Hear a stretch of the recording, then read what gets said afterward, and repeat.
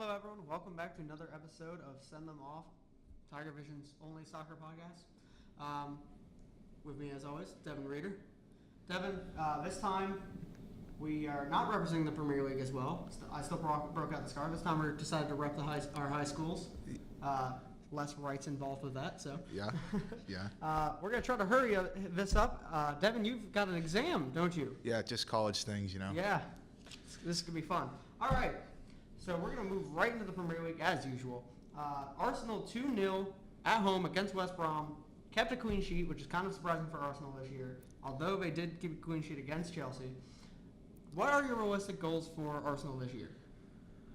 Well, I think it's probably the same baseline goals as when they came into the season. You know, we looked at Arsenal and we go, their attacking options, their talent they have in their squad is definitely it's a team that can easily or should hypothetically easily break into a Champions League spot, and then even then possibly contend for a Premier League title like down the stretch of games. And so when they started the season kind of slow, everyone looked at them and were like, again, same old Arsenal, same old Arsenal. They usually do it at the end of the year. But. Yeah, the Wenger out kind of group back up again. But, here we have 2 weeks in a row where they have kept a clean sheet. One of these games was in a London derby against Chelsea. And so the other was against West Brom. Yeah, the other one was West Brom. But they did win, and they won in a pretty convincing fashion, and that's rare for Arsenal. 2-0 is not really the story of the game. I mean, I feel like 2-0 is a fair result, but Arsenal definitely dominated the game. Right. West Brom did not look really dangerous. They might have had one or two, off chances out of nowhere, but Arsenal really looked to control the game. I feel like maybe they should have scored more or just better goals. Yeah. The goals looked kind of FIFA sloppy. goals. Yeah, they looked like goals that you would see in, that 1-0 victory that the team that was behind in most of the game, right. would, take. But, they looked really in control of this game, which is good. We have not seen that from Arsenal recently. Even when they played against Chelsea, that 0-0, they weren't really in control of the game. It still kind of felt like Chelsea's game to me. Mm-hmm. So I think this is good for them. I still think they're kind of at fifth to me. Like I don't see them breaking in the top four right now. I think again, as I talked about last week, Tottenham I think is still the favorite in there. The top three are gonna pull away. I feel it's gonna be a fight between Liverpool, Tottenham, and Arsenal really for that last Champions League spot. I don't think Arsenal quite has the talent to get past Tottenham, but if Tottenham continues to drop points at home, who knows? They could sneak in there. All right, so Champions League spot is still main concern for Arsenal then, right? Yeah, Champions League spot, they really need to try for that. I mean, obviously they're going to try. Yeah. But, I mean, that really needs to be the goal for them. But if they fall just short fifth. Europa League. That first Europa League spot, I feel like they shouldn't feel too bad about it necessarily. It's not like last year where it was, breaking the whole Wenger streak of being in the Champions League. That looked a little worse last year. I think this year, fifth for them is completely reasonable and a decent season. Going to another team in that group of three that I mentioned, though, Liverpool, we had some questions about them last week. Mm-hmm. They managed to avenge their Carabao Cup, what a name, loss to Leicester City. 3-2 away against Leicester. Coutinho looked really well in this game. It's the first time we've really feel like we've seen Coutinho. How much of an impact do you think this is going to have on Liverpool? I mean, I think anyone who's ever watched Liverpool play with Coutinho and then without Coutinho can attest to the fact that they are a different team and a much, much better team when he is on the field. It's one of those situations, he's the Brazilian magician, and he really is, though, because you could see a lot of times in their attack and the build-up play, it would lead up to a point where suddenly he had the ball, and then there would be multiple Leicester players converging on him. He would then make kind of an interesting or like a pass that most players couldn't. He would find a way out of that to kind of break the pressure that Leicester was putting on him. And I think, for Liverpool, they still, without him, wanted to do something like that where they pushed it to one player. They didn't have the person to break it. Firmino isn't going to be that person. Right. For me, as you said, the way he impacts the team and how much he brings to Liverpool and the way he controls the game, especially from when he's in that cam spot. I don't say this lightly, but I would compare him to Messi, honestly, for the way he impacts the game, the way that Barcelona plays with and without Messi. You can see them even when they can still score without them because they're that high quality team. But when you take away Messi, they lose that dynamic feel in the midfield in the center of the park when Messi moves in. Right. Even if he's starting out wide, and when he moves inside, the team opens up. And I think Coutinho has a similar impact to him. Yeah, and I mean just. Coutinho scored a set-piece goal. You know, if you have as many skilled players as you do, as Liverpool does, they have skilled wingers, they have skilled strikers, they have people that can draw fouls.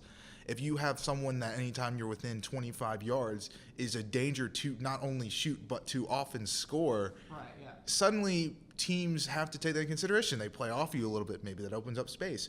Or they still foul you, and now you get a goal from a player who can put it away at a set piece. So I think there's a lot of different angles that you can look at Coutinho and where he kind of fills in and just is that world-class player that Liverpool needs to kind of push the entire team to another level. I feel like Liverpool, looking at this game, I feel like they still have a few pieces before they become an actual title contender. I mean, if Vardy's penalty isn't saved by Mignolet there, that's a 3-3 game. Who knows how that game finishes? It was a very entertaining game to watch. Oh, yeah.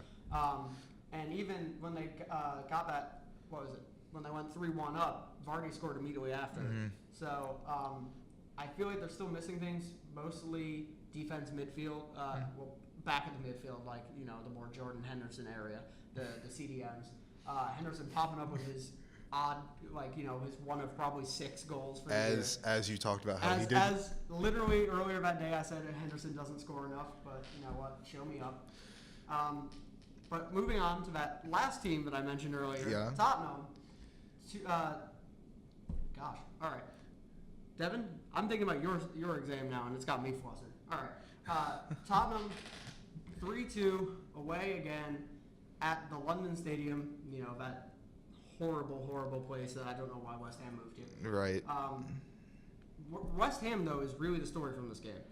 They came back from 3-0 down to make it 3-2. They showed fight for the first time in a while. Do you still have hope for West Ham going into the top half at the end of this year? I hope so. I really, hope for them. Yeah, I don't know, personally, I want that a lot. I mean, I like a lot of the players that West Ham have. They definitely are better than 18th. I think is where they are. They're definitely a lot better. They're not that bottom half table team, and I think there is a hope. They brought in a bunch of signings. They brought in players that can get them goals. You have a player in Chicharito who he scores goals. Even in an online video game, that's all he does is score goals. He may not, he's just there. He's a poacher. He's a striker. And so when you have a player that can get you goals, if you can shore up anything else and maybe make it a bit more extra or anything outside of that, you have a solid team because you always are a threat to score. I think their biggest problem has been defensively. Yeah. They gave up 3 goals to Tottenham. Granted, Tottenham is a very good team, especially going forward. But they've given up way too many goals this year to Man United. But it was a similar situation to Swansea where you get caught going forward. Getting forward at the end. But they really have given up way too many goals. And also, they only got 1 goal back when Tottenham was down a man after Aurier got his second yellow in the 70th minute. Now, again, Tottenham is a very good team, so even to show that fight is really big for them. Shows, I think, that they still want to play for Bilic, which was a big question mark. Right. Whether or not Bilic was going to stay. I think they've got a lot to look forward to if they can continue to play this way.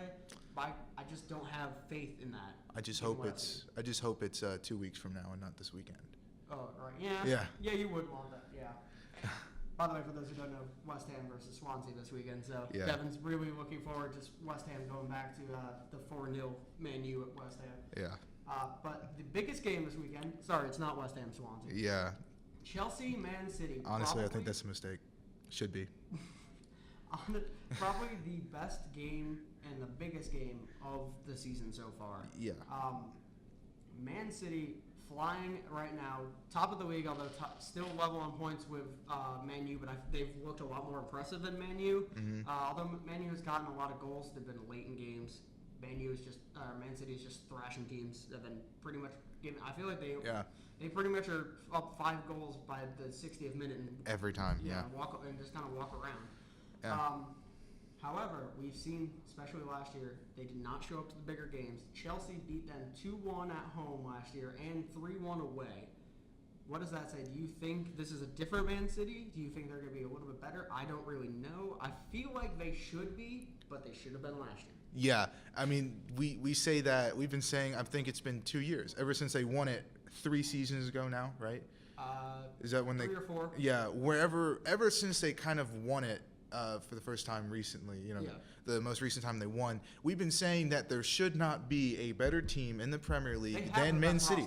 Man City when they're at their best. The only problem was they're only at their best when they're playing the 15th place team. When they're playing the Palaces. Yeah. And well, actually, they played really well against Liverpool, but Liverpool played horribly that game. So I think Chelsea is a solid team. They won the Premier League last year for a reason, and I think it will. Morata's flying. Yeah, Morata has looked to be everything that he was promised to be. Morata's looking like what we wanted and expected out of Morata. Right. As long as he doesn't play away against Man U, I don't really care. Yeah. But it definitely is one of those things where, again, we just are going to have to wait and see what Man City shows up. Is it going to be the one that we saw last year, or have they figured out how to play in these big games and really kind of use and still have the this talent kind of just everywhere and play like they're supposed to? I think seeing the 4-0, it was 4, I believe, against Liverpool. 5-0, I think, actually. Was it 5? I think it's 5. Yeah, that's right, 5. 5 against Liverpool. Now, Liverpool played horribly. Mane, their best players, got sent off for kicking Ederson in the face. But I feel like that is still like a big hurdle for them in a way. Yeah. Because it's still a big team. It's still a top 6 team. It's still a big name team. Yeah, Liverpool's in 5th right now. So I feel like for them, getting that win over Liverpool, granted it wasn't definitely not the best Liverpool we've seen the past few years, but or actually probably about appropriate for last year's Liverpool. But they played. Rip what? They played really bad, but still, Man City finally got thrashed a good team. And I think that says good things for them going into this game. Yeah. So I guess scoreline prediction though, hard scoreline prediction. This is at Stamford Bridge, right? At Stamford, yes. 2-2. 2-2. I'm going to go 2-1 City. So okay. We're very much on similar ground. All right. I was debating between a 3-2 or 2-1.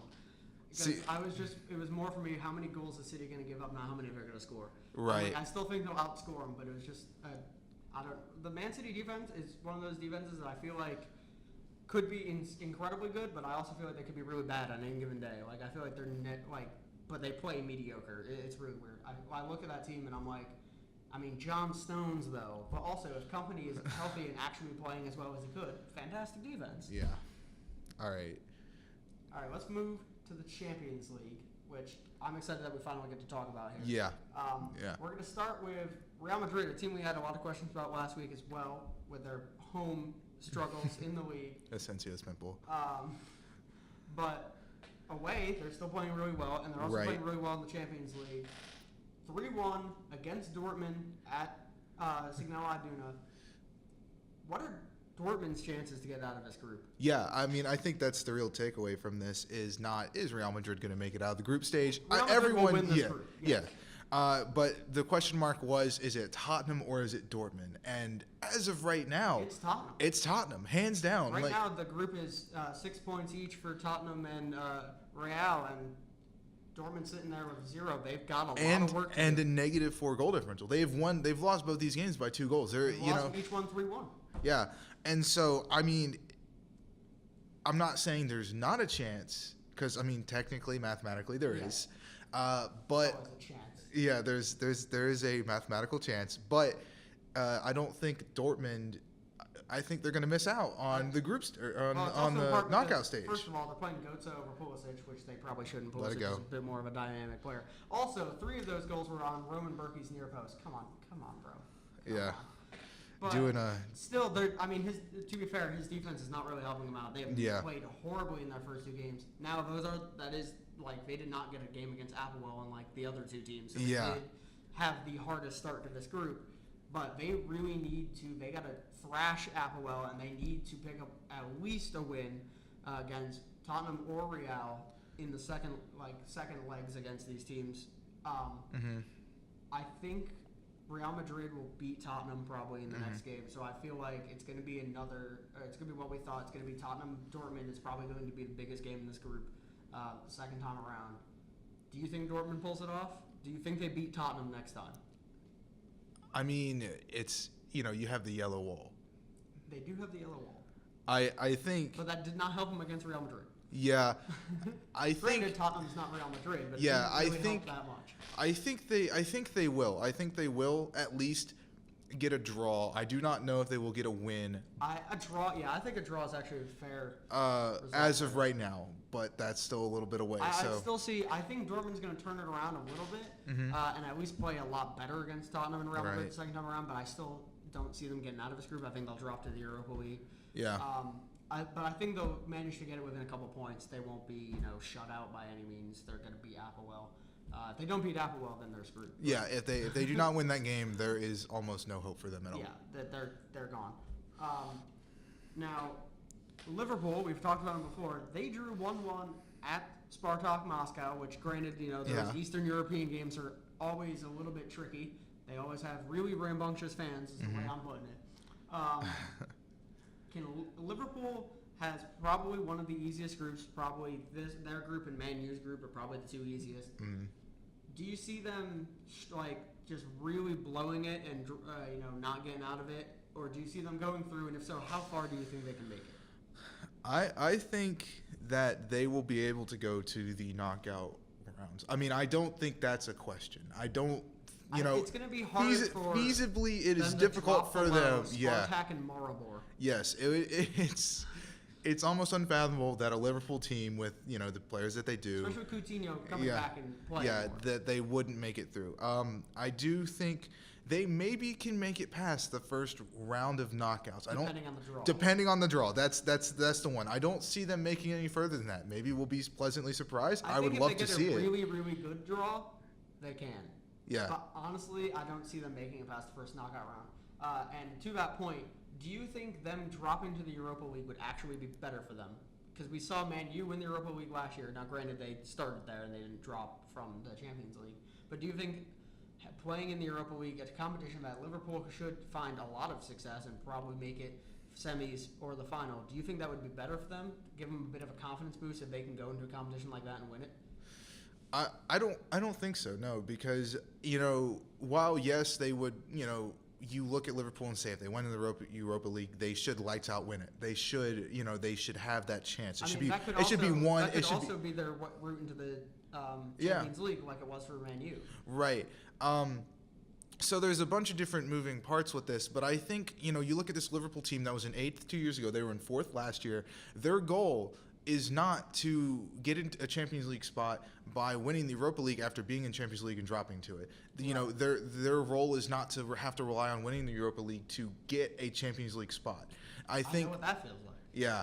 I think the entire goal of this Liverpool team is to really push forward into that second, third, and really challenge what we think are well-established teams. I feel like their entire goal this season was to try to push the boundaries. They want to be the Leicester of last year. Yeah, so I think if they drop to Europa League, it's not so much a confidence booster as it is it's demoralizing. You not only failed your mission that you set out to do, but now you have to play more games because of it. Yeah, I think that's a really rough situation, and they should definitely try to avoid that at all costs. So you'd say 4th in the group is better than 3rd at this point? Yeah. Just to get out of it? Yeah. You'd rather just be knocked completely out? Yeah, and just. I mean, it would save them a lot of games, so I guess that is actually better, especially if you're in 4th, your route to the Champions League now is the league, no question. Yeah. Now, we're going to move on to probably the biggest game. Because of the implications. There was two really big games, but this has now become the biggest game in lieu of news that came out this morning. Mm-hmm. PSG 3, Bayern 0, their biggest loss in the group stage of the Champions League in 21 years, and Ancelotti's out. Carlos Ancelotti has been fired. Do you think that's the right move for them?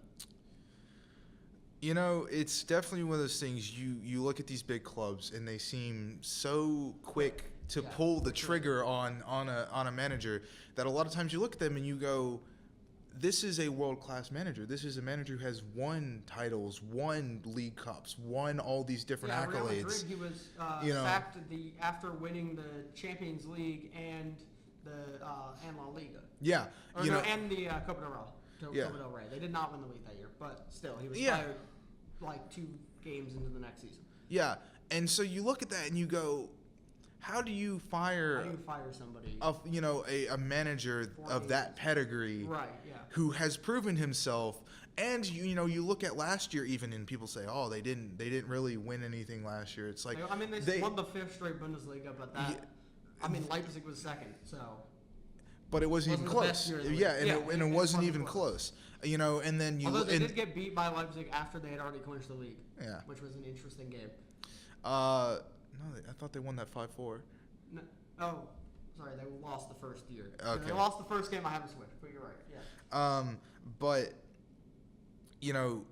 then people say, look at the Champions League. They lost to Real Madrid last year. Yeah. When they got last year in extra time. Like the second one had to go to extra time, in which I think they had a red card.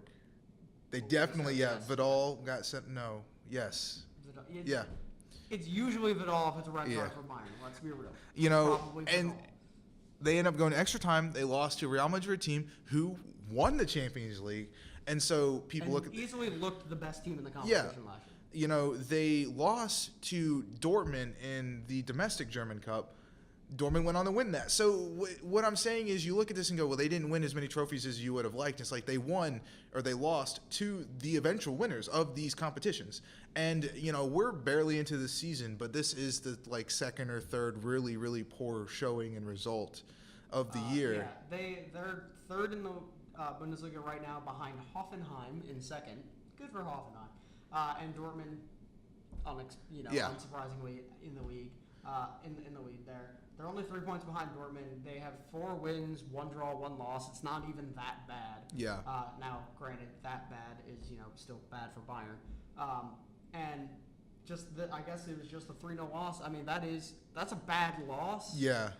They should play better. That said, PSG is crushing it at the moment right now. They definitely look a hell of a lot better. If they did this last year, yes, that'd be really bad because PSG was all right. Yeah. Last year, but yeah, this is bad. Do you think his lack of? I mean, they brought in Tolisso, James, and Sul. I think it's how you're pronouncing Sula. That were their major additions of his all season. Do you think his failure to bring in bigger players, and the fact that their roster's been is honestly a little stale? I feel like it's the same Bayern at its core that it has been for the past 2 years, minus Xabi Alonso and Lam retiring. Do you think they need to reload? And if so, did that contribute to this firing? I mean, it's definitely one of those things. I just don't think managers should be fired in these situations after. I still don't think Frank de Boer should have been fired. Yeah. Clearly, it was not him. At Crystal Palace. Yeah. But it definitely is one of those things. Bayern is one of those clubs where it's storied, it's established. They don't really pay as much money, in the transfer market that we've had. Players are going for crazy, crazy amounts of money. I mean, insane. Like, literally 4 years ago, if you had said this was going to happen, people would have been... If you said 4 years ago that Neymar was being sold for, what, 222 million 92, euros? I thought. I don't know. That's million dollars. Oh, okay. U.S. That's crazy, and they seem like one of those clubs that refuses to spend it. I don't know if that comes from the board or the president, way up top, or if that was Ancelotti. Right. I don't think it was Ancelotti. I think the board. Yeah, I think more Bayern than likely. Is not necessarily stingy. They're no Arsene Wenger at Arsenal, but I feel like they've kind of been they like the German talent to come through. They're very youth program. They're everything. very focused on that.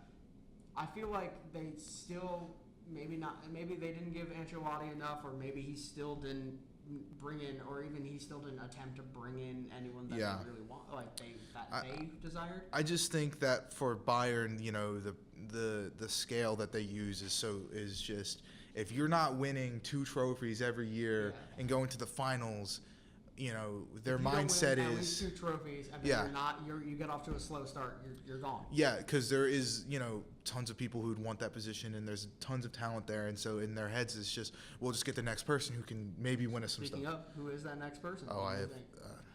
Right now, I will say the names being thrown out most likely, probably about I would put at like 70% odds, is Thomas Tuchel, formerly the Dortmund manager that took over from after Klopp, who left Dortmund not due to any kind of things like just after winning the Pokal, just due to pretty much disagreements with the board and the higher ups. He's definitely the front runner. Other name being thrown out is, I'm going to butcher this, Julian Nagelsmann, I believe, or Nagelsmann, something like that, the Hoffenheim manager. All right. He's got them flying. Yeah. If I'm him, I don't want to leave that Hoffenheim job. Yeah. I've got them flying. Why would I leave somewhere with lower expectations? Crushing. And also actually, I'll throw out 2 more that are just funnier. Louis van Gaal going back to Bayern. That would be amazing. That'd be hilarious. They would suck, but they would be hilarious. I think I would like to see that personally. That'd be great. Not for Bayern, Not but for me. for Bayern, but that'd be really entertaining. For me. And Xabi Alonso taking a manager's role, because he said in this past week that he would like to step into management.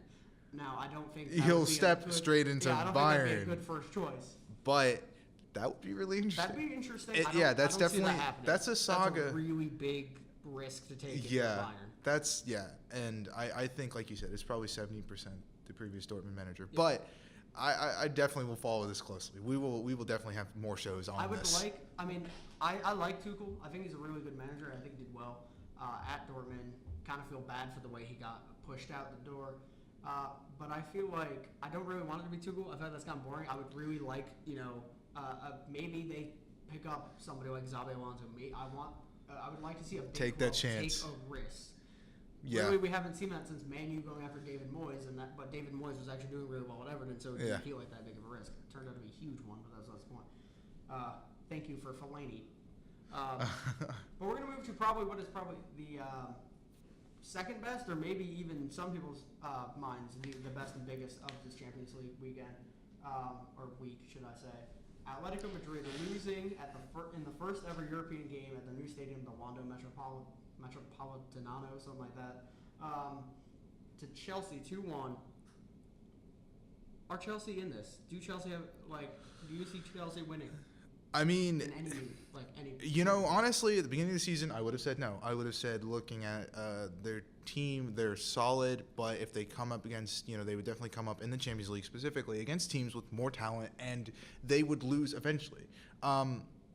However, you have Alvaro Morata just absolutely, crushing it everywhere. The man has more than a goal a game playing for them. That's insane. He scored a goal in this one again.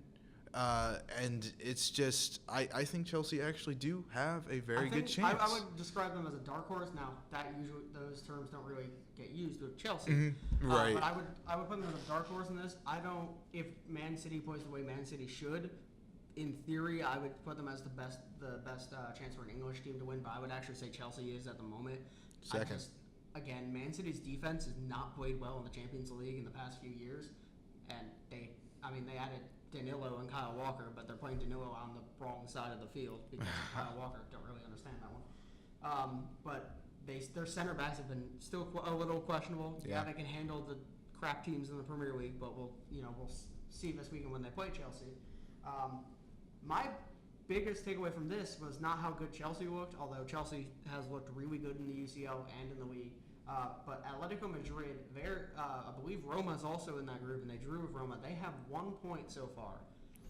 Do you see them struggling to find traction, or maybe slipping into that Europa League drop? I really don't, because if you watch the Roma Atletico game, the very first one, that was a game in which Atletico should have won. That they would have come out of that game thinking we missed 3 points. And Roma would have come out of the game thinking we won a point. That was a 0-0 draw, and that was a game in which Atletico just squandered their chances. And so, again, we've kind of established that Chelsea is more dangerous than maybe we were giving them credit for. So I feel like Chelsea will win the group, and Atletico will move on as well as the second team from the group. I think that is probably what's going to happen, and Roma will slip into the I think Europa League. if they're not careful, Roma can easily jump up. Yeah. I feel like they definitely need to play not necessarily their best, but at like very close to their best. They got to bring at least their A, if not their A+. Yeah, it's a very tough group. It's a tough group. I think if Chelsea continues winning, if Chelsea gets the next 2 wins, they might play, not necessarily play the youth team, but they might play the lower teams once they're already through, Right. Give the young guys a chance. Maybe Atletico can pull out a win against one of them, or maybe that even makes it harder. Maybe they do that against Roma, and Roma gets a win. I think this will be a very interesting group to watch, although Chelsea is probably just going to walk away with this group. But I think Atleti probably will. I think it'll be, again, it'll be like Dortmund Tottenham. It's going to be a 1 or 2 point split, but I think they'll get it. Now, we got to get you to your exam. Yes, I was looking at that. But let's do the quickest of fires. All right. So one sentence answers. Here we go. Best stadium in the Premier League. Anfield. Anfield. I'm going with King Power. They make some noise. Ancelotti, next job. Personally, like to see him become Paul Clement's assistant at Swansea, just to kind of return the favor. Yeah, reversal. No, obviously that's not going to happen. I haven't. I mean, this is brand new news. I haven't thought about what is next for Ancelotti. 6 hours to think about it. Yeah. I spent probably 3 of those hours asleep. And I was in class, so that shows how different our lives are. I'm going to go with, I want him to be at Palace, so let's go Palace. He can save Palace. If Rafa can bring Newcastle back, he can save Palace. Oh my gosh. Can we get a rematch of the 2005 Champions League final between Rafa and Ancelotti, except it's Palace versus Newcastle? On the last day of the season to avoid relegation. That was not something I knew that I wanted, but I do want it now. Want that now. Yeah. Should Premier League care about Cup? One word answer. I have no. No. There's no reason to. There's no reason to. Yeah. Let Wigan win it. And lastly, should the MLS become more like European leagues, aka get rid of conferences, make it just you play each team home and away, end of season, no playoffs? Quick couple sentences. Yes. But I think we're still a ways off until they do that, because we're in America and we like the way that we do things here. We have conference champions. We go to the playoffs and there's seeding, and you play the worst team if you're the best team, and it goes from there. Like the 8th seed can rise all the way up. That's the entire thing with American playoffs. But I like that, but I don't like it for this. I feel like it hurts the growth of soccer in America. There's only so many teams. If they try to watch European games, it's not going to feel the same. Yeah. So I think they should. Problem is, if they can't keep expanding. If they're going to do it, they need to stop expanding. You can't do this with... They need to stop expanding, or they need to put in place a relegation system with the pre-existing with the NCL and USL, which would be fantastic. Please do that. All right, well, that was a really quick finish. That was. Right. We're like Jesus and Aguero. Oh, God. Just a little bit bigger. All right, that was it for us today. Hopefully Tommy Kokas will join us next time. Who knows with that kid? Yeah. Maybe we'll actually, I don't know. Do we want him on? He might just rant about Real Madrid. It's okay. We'll make up our mind. All right. That's all for now. See you guys next time.